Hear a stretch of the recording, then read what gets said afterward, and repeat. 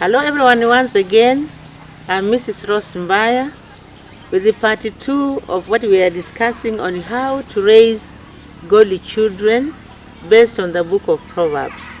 We have discussed verse 8 of chapter 1, which reminds us that, my child, hear the instruction of your father and don't forsake the law of your mother.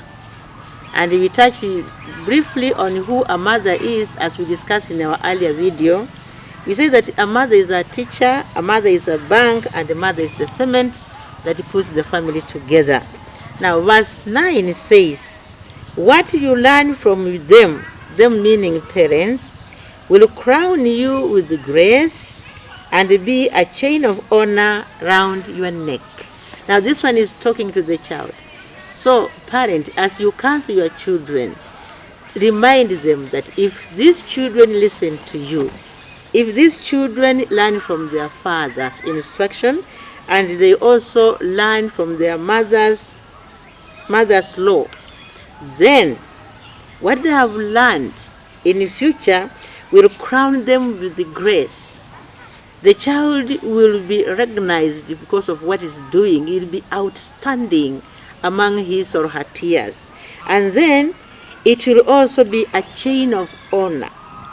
When our children go to graduate after university, they are put on a crown and there is a chain. Those are things of honor because of a child who is well disciplined, a child who has hearkened to wisdom, a child who has hearkened to the father's instruction and the mother's law. So the duty is you as mother. The duty is you as my son, so that you train your children to honor you in the end. You will be respected by all and sundry.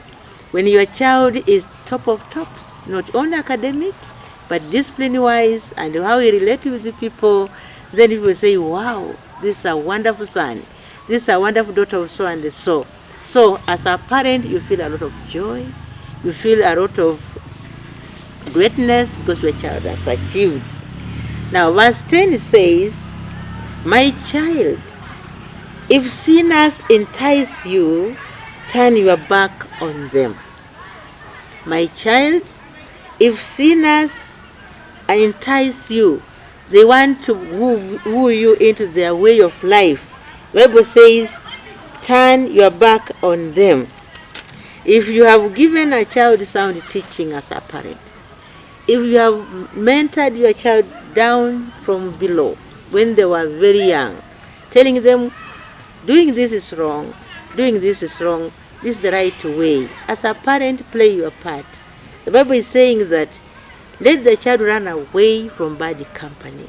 How will the child know this is a bad company? Because you have told them. If there is somebody who wants to introduce you to drugs, if somebody wants to introduce you to stealing, if there is somebody who tells you how to abuse, run away. Because these are vices that are ungodly, God does not like. So when this child is growing, the Bible says, train a child the way he should go while young. Then when he grows up, he will not forsake them.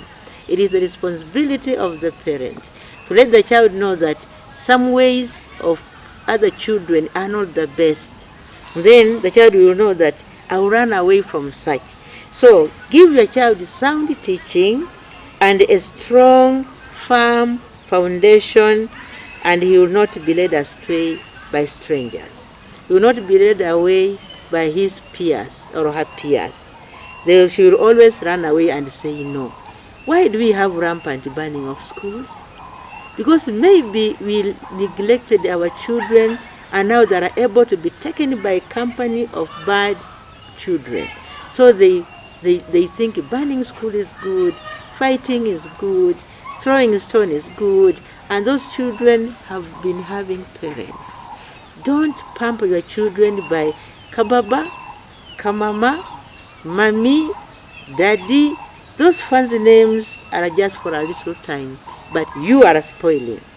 Stop them from today. Call your child by name. If your child is Alan, call Alan. If it's Samuel, is Samuel. If it's Christine, is Christine. If it's Michelle, is Michelle. Don't say Kamama, Kababa. Then you keep on taking the children as if they are dolls. Make sure the children mature. Now, verses 11 to 13, this is what the verses say.